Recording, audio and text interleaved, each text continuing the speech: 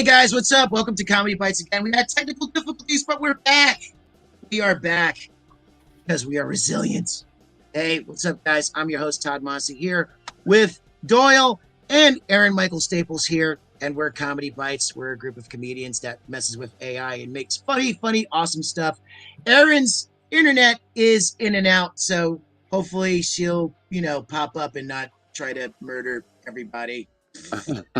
You're still there, right? Yeah. Can the robots fix my internet, please? Like, if we're gonna have AI robots, I want them to fix my internet. Because this is bullshit. Right. The AI gods are not with us right now. The internet, the tech gods are not with us right now. So yeah. If you work at Spectrum in New York, expect an angry email from me later today. I pay too much. Mm-hmm. You know what you need to do, Aaron? You need to, get your own robots and AI to bother them while they put you on hold, so that way your AIs and robots could communicate with each other and waste their forever. Yeah, I want to waste. How do I get into the most wasting of time there? Mm-hmm. Hey, Bo, you have any ideas on how to disrupt capitalism? How to destroy capitalism? Disrupt, not destroy. Disrupt capitalism. Yeah, I mean, why not just organize a communist movement and not that organize the Red Scare Part 2 or Part 3. Yeah, well, Red Scare that'll disrupt some capitalism. Will that enable us to have better internet connections? Yeah, I'm like, what No. gives the best internet? Let's be real here. No, it definitely won't. Because you think things are inefficient under a democracy. Try communism; it's like 100 million times worse. That is one good thing about dictatorships. There's not as much debate, so shit kind of happens quicker. Just kind of, it's a little more efficient. You don't have the gridlock and then the dysfunction that we currently have in our culture. In our country, we can't even have a fucking house speaker. So you're hoping for a dictatorship to have better internet access, right? I mean, if it means less debate and more reliable internet connection quicker, then yeah, sure, I'm all for it. All right. There you go. I know we're an AI comedy show, but we're just we're also talking politics and internet connections because we're various. Everything is related. Everything is political. Everything. That's true. We're all one. We're all one with the universe. So yeah, we're trying to stream on Twitch today for the first time, but we had some issues. I think we were showing our boomer aspects. But look, we have Joe Staples. Only heads on X will give us better internet. Why stop at disrupting? And yeah. There you go. Good for Joe Staples, Aaron Michael Staples, lovely husband who's very supportive. You guys, I love it. You guys are like my Simpsons characters. You're like the Simpsons family. Yeah. You're like the Flanders. Like if Flanders had a spinoff and then he had a hip family member in New York, boom. You that would be us. Yes. Doyle would be the dad, Aaron would be the kid sister, and then Joe would be like the brother-in-law. I thought you were going to say something, and I was like, wow, did you just make something like a terrible incest joke there? No, I did not. I was like, please don't. This is weird. No. We can also shout out Joe for my new office decor. What's that? Yeah, those Legos. Those Spice Girls! Oh, Legos? Nice. She loves those things. Those are nice. Nice. Look at this. Doyle's child. I love him. I love it. I've got Sporty Spice here. Are you a big Lego? These on Twitch for. Are you guys Lego people? Joe is a Lego person. Oh, nice. I can appreciate a good Lego. Joe has If I was streaming from the Joe background, he has 3 F1 cars built out of Lego right here. And then he has the James Bond Vesper car and the Lego flowers in our house. So I did a focus group for Legos 2 months ago. So I did a job for Legos. So I'm all into the Lego, infrastructure. I get it. Yeah. Doyle sure saying Legos would help. The AI could help model some new Legos. Mm-hmm. We have an Eric Doyle in the comment section saying, anyone? Bueller? Anyone? Yeah. Yeah, that's me. That's me, guys. AKA Doyle. No one's here. We've got 3 people here. So speak for yourself, okay? Okay. You know what we need to do? We need to offend our audience more. That's what we need to do. Offend? You know what we need to do? We need to cheat, okay? We need to make AI spam bots on our comment section, and then like they could communicate with us, and then we could communicate with the AI, and then we go full on simulation. Or the whatever the thing is called. Yeah. Yeah, that would be cool if we just live streamed AI versions of ourselves. Like, which we do, guys, in our show. You can check out roast battling that happens, and it's totally legit. You know, there are literally hundreds of all kinds of roast battle shows happening all over the world, all over the city, and they're all different kinds of variations of roast battle shows because nobody actually can stop other comedians and other producers from having different roast battle shows. It's kind of an amazing thing. Is this recorded? Hope not. Yeah, this is recorded. Can we delete this for by the way, Joe Staples Lego car collection. What do you mean? I'm just talking about roast battle shows. Mm-hmm. Joe Staples Lego car collection so far is an Aston Martin DBS, McLaren Senna, McLaren MCL36, and a Porsche 911. Wow. You're like the Jay Leno of like Lego cars. Look at that. Look at you. Living the dream. We are living in a Lego paradise. Spending most of my life living in a Lego. So hey, Todd, go ahead. Go ahead, Joe. No, you were talking about, since we had to reboot this tech, you were talking about moving forward with AI in Hollywood now that the WGA ended its strike and struck a deal with the studios. You were asking a question about how we move forward, or how writers would use AI or something like that. Yeah. Before we got cut off because of like the internet going down. Ugh. So I was asking Doyle. There's a provision now where if you are there's an R2 clause where if you can actually write your own show and be the sole writer for it, as long as it's like 6 episodes or less.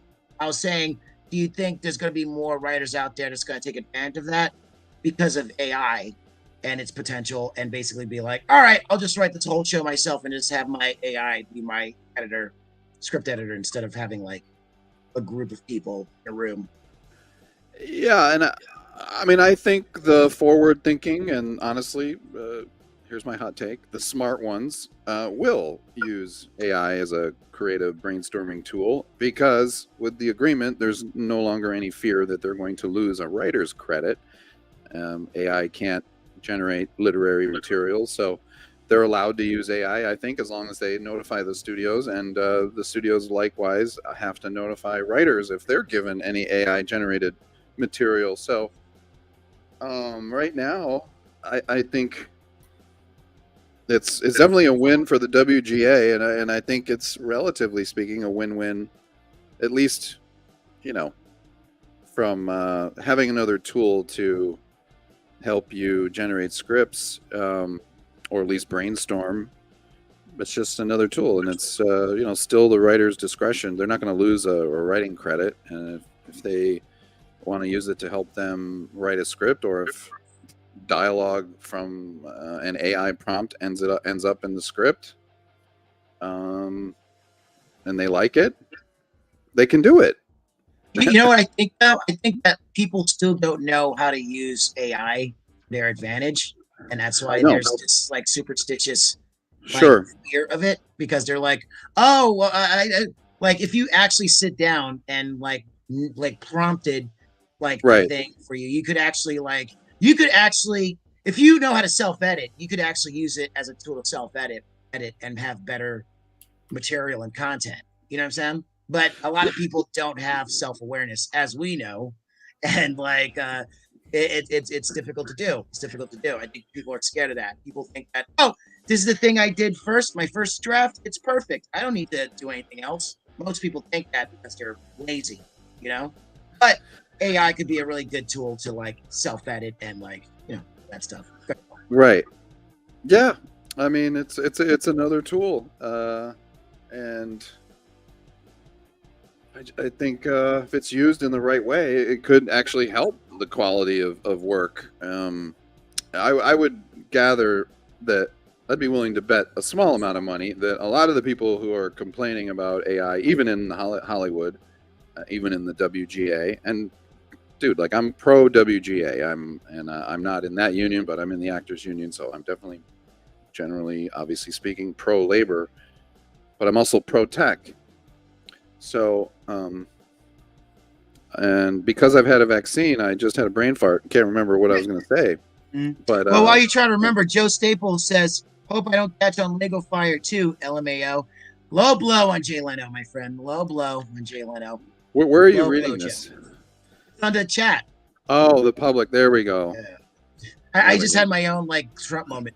Low blow, Joe. Low blow, Joe. We got low blow Joe here, making comments. Yeah. One of the things I think that I actually was like really impressed with how they handled the writing of it, though. Like, it's, if you're using an AI tool for writing, one of the things that I was reading is like you actually have to have a human person editing and involved in the process. And I was like, that's really great. Like, I think that personally, it dispels a lot of the things about, will someone ever take my job? AI is going to take, and I think the whole like talk and discussion about, is AI going to take my job, is a little cringe. Like, I think now it's like, but I also think like in like on the flip side things, to talk about that, yes, is AI going to take our job? Maybe. Is AI going to possibly like think about how we like, does AI need to be in every single tool? Probably not.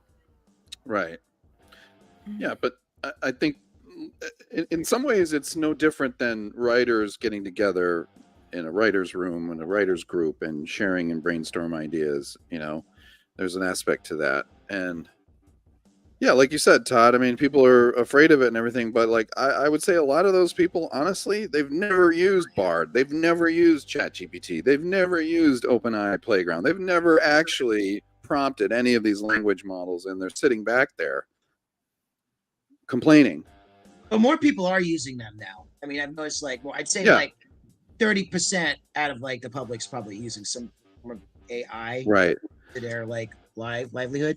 Yeah. I definitely think that you know, I wonder what you said, like Aaron, like some places AI we don't need. Like where do you think we don't need AI? I get a little freaked out, honestly, about healthcare. I mean, not healthcare, like I do think it's, and I have seen use cases where it's really important in the diagnostics and the research side of it, but like pharma freaks me out a little bit. Like where it's interfacing with humans, like we probably shouldn't replace humans of that. Or I want improvement on like, don't just install a basic chatbot, like actually do, if you're going to use a model, you need to incorporate humans within the processes of the development of that model, because some models are terrible. Yeah. And there's a lot of like mistrust too, because like I feel like there's a point where everyone's trying to cut each other's throats, and that's why we have all this like legalese and stuff, where it's like it could be like super obvious that, oh yeah, you could use AI, but just have a human use it and not just have it write a script. But then you have to put that on paper because, like, again, A can't trust B and B can't trust A, and that's why society's sort of collapsing, because it's all that type of mentality. It's me, screw you, it's me, you know. But like, there's a reason like we should be concerned about it in the first place. Is like, think about like the major companies, right? You have Amazon, you have Google, you have OpenAI now is like probably huge, and they're owned by Microsoft. All of these large giant companies. There's a really great book if you want to cry about your future and where your data is at. Like, it's a wow. I am blanking the name of the. it's surveillance capitalism in something. It's all about surveillance capitalism. I'm blanking the name of the book, but surveillance capitalism is in the title. No problem. Yeah, well, yeah, that's the new frontier is privacy. One of the promises of blockchain tech, right, is to own your own data and, actually be able to monetize that, as opposed to the big tech behemoths right now all profiting from your data without your consent, which is mostly, that's the promise of Web3 anyway, on a very basic level. Joe came in clutch with the name of the book title, The Age of Surveillance Capitalism. Thank you, Joe. Okay. Also, watch The Great Hack. The Great Hack on Netflix is another great data privacy documentary, if you're into that kind of stuff. That is one of my celebrity moments, Doyle, actually, is the Great Hack documentary. Yeah, one of your celebrity moments? David Carroll from that Great Hack, who's like the narrator and you follow him along. David Carroll guest lectured a lot when I was in grad school, so I got to like ask him 1,000 questions about everything. Oh, cool. And I was just like, I want to pick your brain because this is so cool. Oh, that's great. And Margaret Mitchell is like the other person. There's a really great talk from PyCon this year that she gave about like the importance of humans in AI, and I'll find it. Yeah. I would just say, go ahead, Todd. I was just wondering, you and Joe are both still in your 20s, right? We're in our 29, 25, 29. No, I'm just wondering, like, because it is like sort of like, I guess you guys are like post Gen Z or like outside Gen Z. You're young millennials, technically. Final millennials, if you will. Oh, look at that! Look at that! Yay! You had to. Now, why are you asking that, Todd? No, I'm just wondering because like you guys are bringing up books like The Age of Surveillance Capitalism, like Great Hack. I'm just wondering, like, you guys grew up when, like, because me and Doyle, we still remember like the rotary generation, right? Where like you had to, the analog stuff, right? Doyle Frogger, yeah. Right? You played. Yeah, I mean, when I was a kid, like, there was at one point where you had rotary phones. Yeah, I mean, they were kind of being phased out, but like when I would go to my grandma's house, she would have a rotary phone, which is hard to use. I was trying to use that again. I'm like, what is this? Why do I have to spin this thing over? So, I mean, it's not that hard, really. You just put your finger in this little hole and you move it. Yeah. Thanks a lot, patriarchy. All right, so, but I'm just saying, Aaron, like, so you when social media, like MySpace, like, were you just like 9 years old? Like, was that like one of your first memories? I was on MySpace. That was like when I used to be like, that was late middle school, early high school years for me. And then it was Tumblr was the big one. I was very much into Tumblr. I was into LiveJournal, but I was very much MySpace. Tumblr was like the first social networks I was really on. I will admit I was late to the Instagram game, and all my friends had Instagrams before I did because I didn't see the purpose of it. And then I got to college and I was like, wait, this is how you find out where parties are. Okay. What about Flickr? That's an old I photo. still use Flickr, okay? Huh? I still use Flickr. Oh, wow. That's a Yahoo's. That's an old tech dinosaur created by Yahoo. Flickr, right. Baby. That was one of the first photo social networks. Yeah. Still use Flickr. I still use Tumblr, actually. What got me interested in coding was I would customize my Tumblr templates. And then my parents yelled at me and they were like, quit talking to strangers on the internet. And I was like, guess what, Mom? It's my job now. Wow. They really don't like that. They're like, they are like, so you're traveling across the country. The one that killed them is I was like, Mom, I'm going to Berlin and I'm going to go give a talk at this conference. And like, I'm going to meet my, the co-founder of the company and like technically like my boss at this hotel bar by myself. And she's like, how do you know you're not going to die? And I'm like, well, I've met him on the internet on Zoom a couple of times. Like, it's fine. My mom literally was not about it. Because you grew up in that generation of don't talk to strangers because strangers could like kill you. Which is she unplugged the internet at night. Like, she took the router and unplugged it because they might like chase us down and stalk us down. And I love my mother dearly, but now she's like, the person who I like get anxiety about on the internet because I'm like, Mom, someone's gonna like scam you or something. Mm-hmm. Your mom's selling crystal meth. That's why she's unplugging every night. So she. Yes, that's it. That's exactly it. Yeah. I now see your life of my parents. Right. So yeah, that's kind of so basically like, I mean, you were basically of that generation where most of your like experience in life is through the lens of like technology, right? Yep, I did have dial-up internet. Like, so some millennials are like, oh, I don't remember dial. No, or Gen Z is like I guess the thing that like people, one of the dividing things is like, do you remember dial-up internet? Mm-hmm. And I had dial-up internet in the house, and I had a Barbie coloring book game where you could just basically print out Barbie coloring pages on a floppy disk. I remember floppy disks. I remember, I remember the big ones. I remember back in the day, the early like Commodore 64 computers, the Atari 2600. Mm-hmm. You had those like big game cartridges. You had Pong. Pong was like an amazing game. You're like, oh, all it is like a white ball just being bounced around on the screen. It's like, it's amazing. Let's go play Pong for 5 hours. You know what I remember? I remember like back in the 80s when my grandma would go to night classes to learn how to use a computer. They'd put me on a corner to play Oregon Trail. So yeah, that's like, yeah, I if I knew that, I would just like stay playing Oregon Trail, you know, nonstop and like learn to code and do all the stuff, and then I'd be like a tech billionaire. No, I wouldn't, because I'm black and you won't give opportunities like that because we live in a racist society. So, but you know, it's good to dream. It's good to dream. It's good to dream. Good to dream. It is. Yeah. It's good to keep the dream alive. You know. Right. The journey is the dream. That's my big hot take. Right. I do like it. Hey, at least he tried. At least he was like, you know what? I'm gonna learn computers at 50 years old and get ahead, and then you know, that fizzled.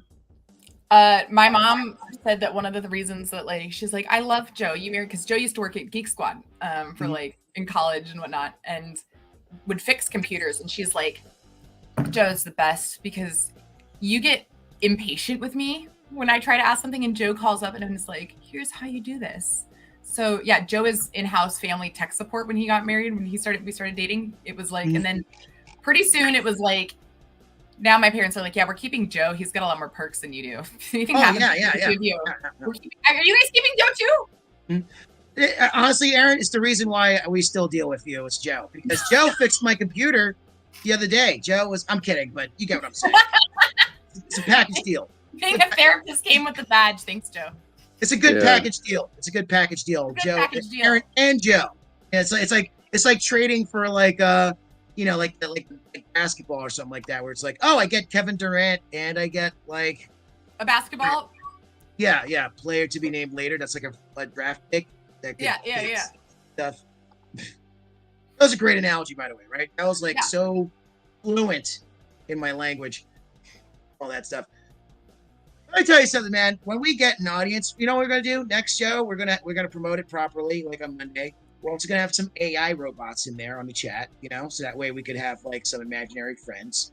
And and then we're gonna sell crystal meth, and we're gonna have our next show. Oh, I'm gonna arrest you. Please. Joe just handed this to me. It says Geek Squad Precinct Agent badge. Oh my god. Wow. That is very geeky. Yeah, he like still has it from Geek Squad. Wow. Like, you could like clunk someone with this. Mm-hmm. Wait. That badge. When was this? Was this like back in like when he was a kid? No, this is like because when he worked at Geek Squad in college. They give you that? They give you a badge for the precinct. Oh my god. It's like it's a TV show. That's like I'm surprised it's not a Nickelodeon show. The Geek Squad. All right, we gotta solve this tech issue, or else. What was your shitty jobs? Like, what shitty jobs did you have? I feel like everybody has a shitty job, or you still might have it. I don't know. When I was young, it was a Cutco Cutleries, trying to sell knives door to door, and I always failed on that because I didn't have like any network to sell knives. But you know who sold all the knives? The Italian kids, and we all know why. Am I right? They know how to stab. Exactly. Yeah. Hey, Doyle said that, not me. Yeah. I probably one of my shittiest jobs I've had several, but one was throwing office furniture and equipment into a dumpster for working for a temp agency, just like doing that for days and days. So yeah, that was yeah. Wait, so you just took old office furniture, just threw it away? Yep, like they needed some hands to help like move shit and throw all this stuff away, and that's what I was doing. Did you keep some of the stuff? No, dude, I didn't have any room for that in a tiny little studio apartment in San Francisco. Yeah, man.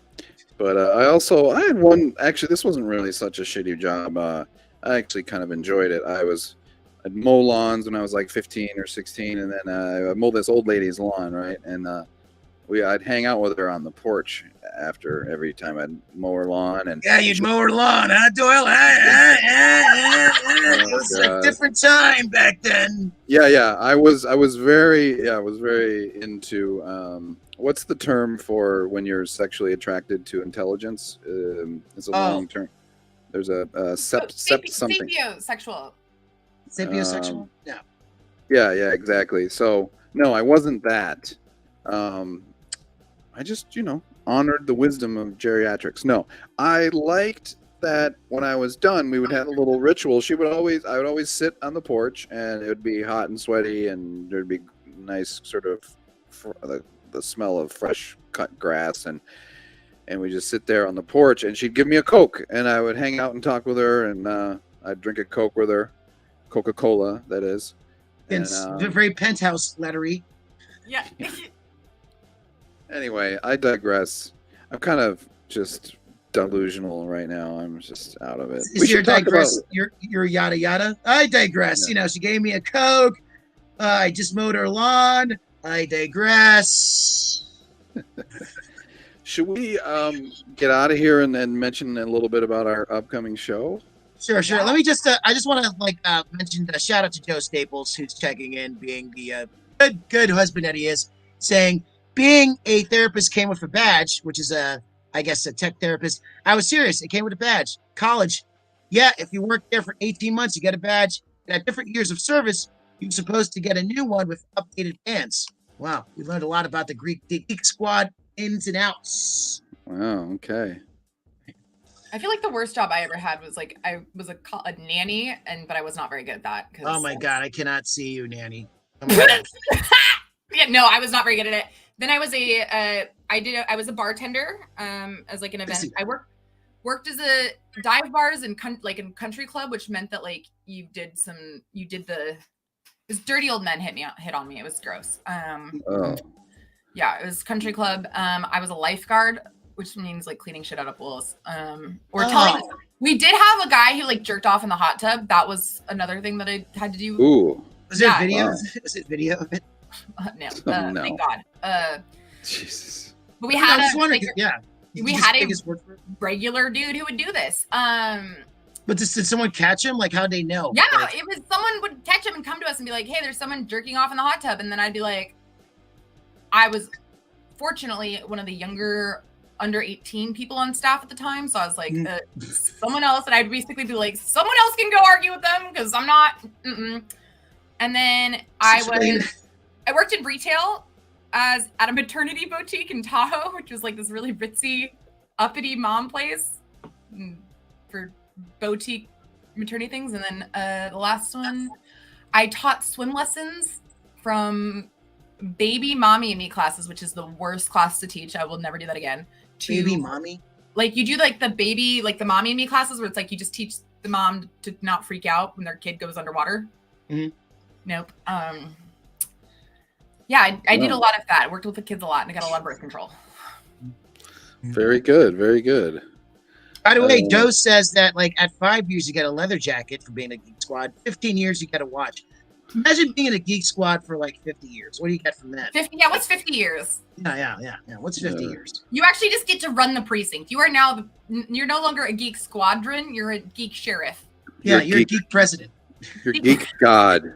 You're a great Geek God. A waffle party, Joe says. Yeah. A waffle party. All right. I got a nap. I'm I'm out of it. All right. Sorry, viewers. Yeah.